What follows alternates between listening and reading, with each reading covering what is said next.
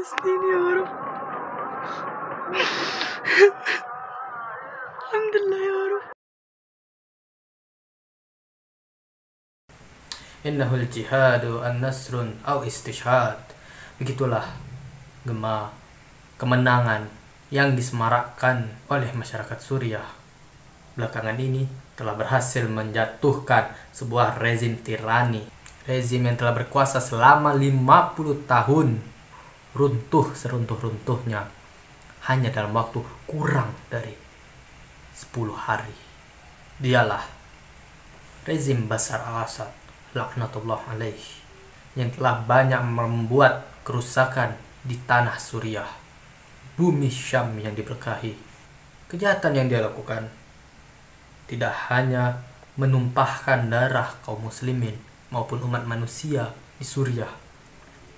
Kejahatan yang dia lakukan juga menistakan agama Allah yang agung ini dan berlaku kufur ibarat Fir'aun di masa modern.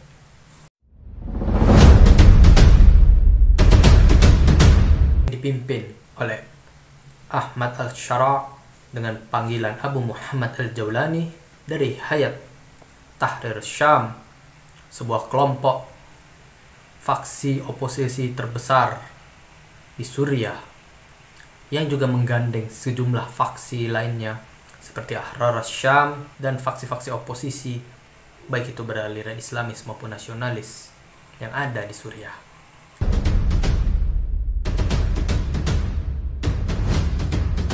Sejumlah operasi-operasi yang cepat dan tepat hingga hanya kurang dari 2 minggu Damaskus berhasil jatuh. Mungkin kalian bertanya-tanya, kenapa pemberontakan ini terjadi? Di sini telah terjadi dengan alasan yang perlu kita tarik dalam sejarah pemberontak kudeta dari rezim Assad pertama, yaitu Hafiz al-Assad, bapaknya Bashar al-Assad. Di mana tirani sektarian yang ini dari rezim Nusairiyah, sebuah sekte Syiah Nusairiyah, telah menunjukkan sejumlah kekufuran. Assad adalah kelompok kepemimpinan yang sangat melawan penegakan syariah Islam, yang bahkan untuk meredam dakwah syariah Islam dan juga pengaruh syariah Islam di bumi Suriah, ia tidak segan-segan membuat sebuah praktek kultus pribadi yang dapat kita lihat di sejumlah pasukannya yang melecehkan ayat-ayat suci Al-Quran dengan mengatakan tidak Tuhan selain bangsa dan tiada Rasul selain Ba'as. Hal itu jelas sangat menunjukkan kekufurannya. Selain itu juga bagaimana selama ini ia memerintah dengan menumpahkan darah rakyatnya. Sudah sejumlah kejahatan perang terjadi selama hampir 50 tahun ia berkuasa. Dari Hafiz al-Assad hingga Bashar al-Assad menyimpan kejahatan perang yang tidak main-main. Pembantaian satu kota dengan dalih untuk menekan kelompok pemberontak tidak jauh-jauh beda bentukannya seperti yang Israel lakukan di Gaza saat ini. Bahkan salah satu footage video yang tanggal 2013 di lingkungan Tadamun Damaskus, yang mana sekelompok orang rakyat sipil dieksekusi oleh tentara Assad, dilempar ke lubang, kemudian ditembaki satu persatu. Dan kalian tahu apa yang terjadi, pembantaian massal di mana-mana. Ya, kalian tidak salah dengar. Menurut kalian kenapa rakyat ketika tiap kota-kota mereka, kota-kota besar mereka seperti dari Idlib ke Aleppo, dari Aleppo ke provinsi Hama, lalu ke Homs, kemudian berkobar front Dar'a hingga ke Damaskus, rakyat tumpah ruah menyambut pasukan oposisi ini? Karena selain pemerintahan Togut yang mengkultuskan pribadi Assad, kejahatan kemanusiaan yang dia lakukan kepada rakyatnya sendiri telah membuat rakyatnya sangat muak pada mereka. Dan tidak hanya tentang kematian, pembunuhan saja. seperti pemerkosaan, penculikan, hingga penahanan di penjara-penjara yang sangat sulit dibuka, seperti penjara Setnaya. Apakah jihad ini dibenarkan dalam Islam? Well, seperti yang telah kami jelaskan tadi. Mungkin teman-teman bertanya-tanya dan mungkin terpecah pemikiran teman-teman antara membandingkan jihad di Gaza dan jihad di Syams. Jika di Gaza mereka berjihad melawan entitas eksternal, yaitu laknatullah Israel, sedangkan di Suriah mereka berhadapan dengan ujian terberat bernama Assad. Dan saya rasa tidak sulit untuk mencari alasan-alasan kemanusiaan yang telah dilancarkan oleh Assad. Telah bertebaran di mana-mana bukti-bukti kejahatan-kejahatan perang yang dilakukan oleh dinasti Assad. Tidak cukup sulit pula untuk mencari alasan-alasan yang agamis untuk melihat bagaimana kekufuran dinasti Assad ini. Karena jika kita lihat gelora jihad yang katanya hanya bisa digelorakan oleh pemimpin yang sah, itu harus kita lihat pertimbangannya secara Islami. Apakah ia pemimpin yang Muslim dan tidak anti kepada Islam? Apakah ia pemimpin yang kapabilitas, dan apakah ia pemimpin yang tidak melakukan sebuah kezaliman ataupun kemaksiatan secara terang-terangan? Apakah ia bukanlah pemimpin yang zalim kepada rakyatnya sendiri? Dan juga asas manfaat dan mudarat yang meliputi apakah pemimpin ini pantas dipertahankan atau pantas untuk ditumbangkan, itu harus menjadi pertimbangan dalam melihat legitimasi jihad dalam melawan pemimpin. Apalagi ketika pemimpin ini jihad paling utama yaitu jihad nasihat kepada pemimpin sudah tidak ada gunanya lagi. Hal-hal tersebut harus menjadi pertimbangan kita semua. Di saat kepemimpinan Assad telah runtuh, diikuti dengan selebrasi seluruh masyarakat di Suriah seantero negeri dengan penghancuran patung-patung togut dinasti Assad, baik patung Hafiz al-Assad, Bashar al-Assad maupun Bashar al-Assad di seluruh negeri. Suriah berada di dalam tahap harus tamkinat qabla futuhat, kokoh dulu sebelum berekspansi ke hal-hal lainnya. Tentu saja pemerintahan Assad yang telah runtuh ini harus digantikan, harus ditransisikan. Maka dari itu, pada hari Senin tanggal 9 Desember kemarin, pertemuan dilakukan antara pemimpin Mujahidin Abu Muhammad al-Jaulani, mantan Perdana Menteri Dinasti Assad Muhammad al-Jalali, dan Muhammad al-Bashir, kepala pemerintahan Mujahidin di Idlib di wilayah oposisi, membuat pengaturan bahwa Muhammad al-Bashir bertindak sebagai pemimpin Perdana Menteri yang akan memimpin pemerintahan transisi ini. Selain itu juga ya tentu saja mengejar pejabat-pejabat senior yang dekat dengan Assad dan Assad sendiri untuk diadili, ditarik ke pengadilan atas kejahatan-kejahatan yang telah ia lakukan kepada kaum muslimin di Suriah, atau dengan kata lain pembersihan kriminal. Suriah dihadapkan dengan pengkokohan dan penstabilan, keamanan dan ketertiban. Di samping itu, penguasaan dan strukturisasi militer yang efektif dalam pemerintahan transisi ini harus dijalankan. Apalagi gonimah dari milisi-milisi dan tentara-tentara yang dimiliki oleh Assad saat ini sudah berjatuh ke tangan para mujahidin. Selain itu juga pembebasan para tawanan-tawanan Ahlus Sunnah wal Jamaah di penjara-penjara Bashar al-Assad di seantero negeri, terkhususnya penjara Setnaya yang mana penjara ini adalah simbol kengerian, simbol tangan besi, simbol penindasan Bashar al-Assad kepada rakyatnya sendiri. Ada banyak cerita di penjara ini, di mana penyiksaan, pembantaian, pemerkosaan kerap terjadi di penjara ini. Bagaimana kaum muslimin yang masuk ke dalamnya benar-benar dilucuti kehormatannya, direndahkan serendah-rendahnya. Ada info yang kami dapatkan bahwa ada seorang perempuan yang berusia 19 tahun ketika ia dijebloskan penjara, dan pada saat dia dibebaskan pada usia 38 tahun, ia keluar bersama 3 orang anak yang usianya 2 tahun, 4 tahun, dan 6 tahun, yang ia tidak tahu siapa bapaknya. Berarti anak-anak itu adalah anak-anak hasil dari pemerkosaan yang terjadi selama dia di penjara. Bayangkan berisikan perempuan-perempuan muda, anak-anak muda, bahkan anak-anak yang gak tahu apa-apa pun ikut terlibat dalam rantai kejahatan yang dilakukan oleh pemerintahan Assad. Bagaimana keadaan geopolitik dalam respon tumbangnya rezim kufur Bashar al-Assad ini?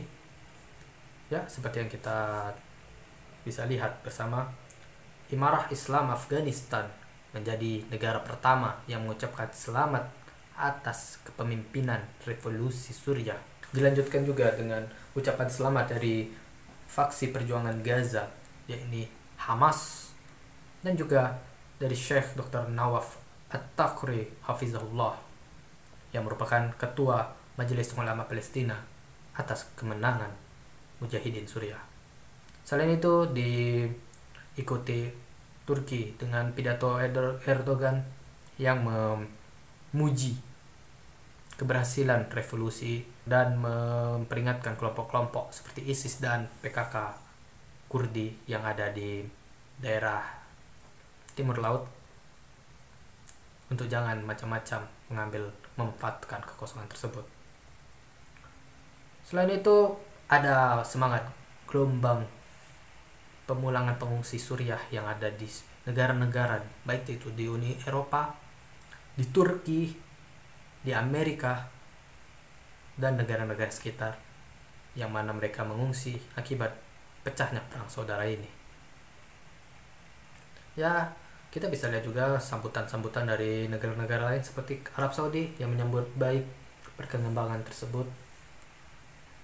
Qatar menegaskan untuk semua pihak agar duduk bersama dalam menentukan bagaimana nasib Suriah ke depannya setelah kepemimpinan Bashar al-Assad ini ditumbangkan oleh Mujahidin. Qatar juga pada hari ini telah membuka dialog dengan HTS Suriah untuk merencanakan pembicaraan terkait langkah-langkah yang akan dilakukan ke depannya. Yordania menjanjikan dukungan penuh untuk membangun kembali Suriah sambil memfasilitasi pemulangan warga Suriah yang mengungsi. Namun masalahnya, Israel tidak tinggal diam. Israel laknatullah alaih yang dengan brengseknya oleh Benjamin Netanyahu, ia mengatakan telah membuat serangan udara yang dilancarkan ke tempat-tempat logistik militer sebelumnya. Mereka juga membuat sebuah peta yang menandakan buffer zone, yaitu zona pencegah di beberapa kilometer di selatan dataran tinggi Golan, yang bahkan dataran tinggi Golan ini dipersiapkan untuk masuk ke dalam wilayah Israel secara de jure. Dengan brengseknya dan tak tahu malunya mereka mencoba memanfaatkan situasi situasi kepemimpinan Suriah yang sedang dalam masa transisi ini untuk menghancurkan segala kepentingan kaum muslimin yang ada di Suriah.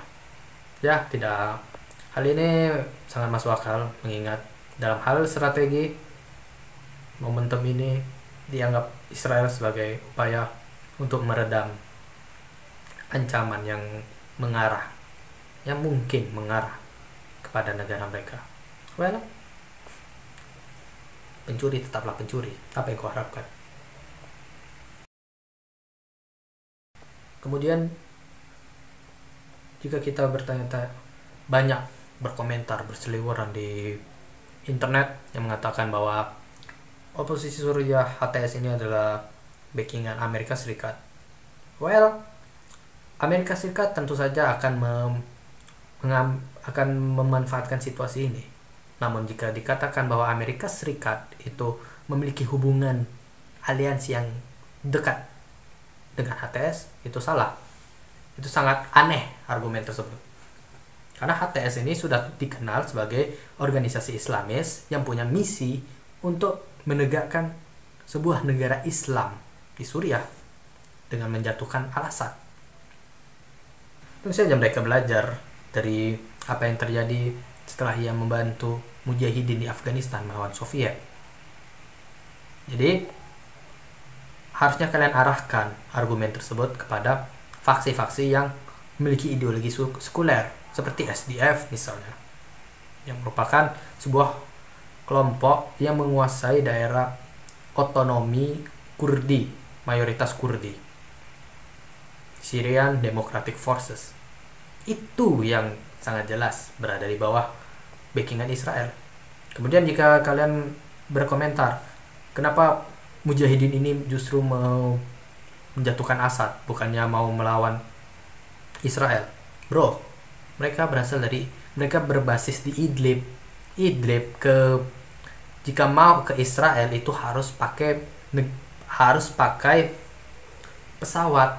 Di sana nggak ada pesawat. Bayangkan itu, nggak ada pesawat, nggak ada bandara sama sekali. Jika mau mereka melakukan eksodus, gerakan besar-besaran untuk agresi ke Israel, nggak bisa, jauh. Kalau mau masuk harus lewat Lebanon. Kalau mau masuk ke lewat Lebanon, kalau mau masuk ke selatan berhadapan dengan Assad. Itu bagaimana tuh? Coba jawab kalau terpercaya. Bagaimana mau membantu Gaza, membantu perjuangan Palestina? Sedangkan di depan mereka itu ada musuh yang 11-12 dengan Israel. Kemudian kalau saat kalian kelompok-kelompok orang-orang pengagum Assad yang sok-sokan membela Assad, kalian orang-orang yang dungu yang membela, yang terlalu euforia dalam mendukung Rusia, kepentingan Rusia di Suriah. Rusia itu tidak lebih baik daripada Amerika Serikat. Berapa banyak kejahatan-kejahatan perang yang dilakukan Assad itu atas restu dari Amerika Serikat dan juga Rusia. Berapa banyak? Itu yang satu. Kedua, kan mengatakan dia itu adalah Mujahidin yang berperan dalam perang Tufanul Aqsa di Palestina. Kawan, ya syabab, bro, satu-satunya hal yang membuat Suriah si Bashar al-Assad ini dipuji oleh Yahya Sinwar sebagai mujahid itu untuk menarik dukungan dia. Pada akhirnya Assad itu tetap pragmatis orangnya, peduli amat dia dengan keberadaan Palestina. Satu-satunya hal kenapa ia dipuji supaya pasokan logistik yang datang dari Iran dan Irak, logistik militer itu dapat masuk menuju Lebanon untuk mengisi kantong-kantong persediaan Hizbullah. Dan ini akan, jika kita tarik dalam peran Iran dalam menguasai proksi-proksinya, jikalau Iran dan Assad memang serius membantu Palestina, kenapa kalian tidak tanyakan kenapa ia tidak melakukan bantuan militer langsung dengan melakukan serangan? Padahal Assad mampu loh setidaknya memanfaatkan momentum itu untuk setidaknya mengambil kembali dataran Golan. Tapi tidak tuh, dibiarin aja. Satu-satunya yang berfungsi dari Assad ini hanya membiarkan pasokan logistik itu tadi. Gimana tuh? Dan juga logistik yang dimiliki oleh proksi Iran itu lebih canggih, lebih besar dibanding yang dimiliki oleh proksi atau mitra-mitra Iran, yaitu Hamas, PIJ, dan fraksi perjuangan lainnya. Kenapa tak diberikan yang lebih itu, logistik yang lebih kepada Gaza dan Hamas? Ditambah kita tahu bantuan serangan dari Iran itu yang langsung kepada Israel itu justru didasarkan kepada kematian oleh jenderal-jenderalnya. Setelah Hasan Nasrallah tewas, habis itu jenderal-jenderal di Iran tuh pada kena rudal, beberapa kena rudal, seperti jenderal-jenderal yang ada di Lebanon, baru mereka melakukan serangan. Padahal Ismail Haniyah lebih dulu mendapat serangan. Ya, pada titik itu kita bisa lihat Iran memang memiliki peran dalam membantu perjuangan Tufanul Aqsa. Tapi kita tidak boleh tutup mata bahwa Iran juga memiliki peran dalam segala kejahatan yang ditujukan kepada kaum muslimin Sunni yang ada di Suriah. Akhirul kata, kami akhiri dengan pesan. Jagalah komentar kalian. Jangan jaga adab kalian dari pertanyaan yang tidak beradab, tidak berakhlak, yang membombardir kaum mujahidin atas langkah apa yang akan dilakukan ke depannya. Jaga adab kalian.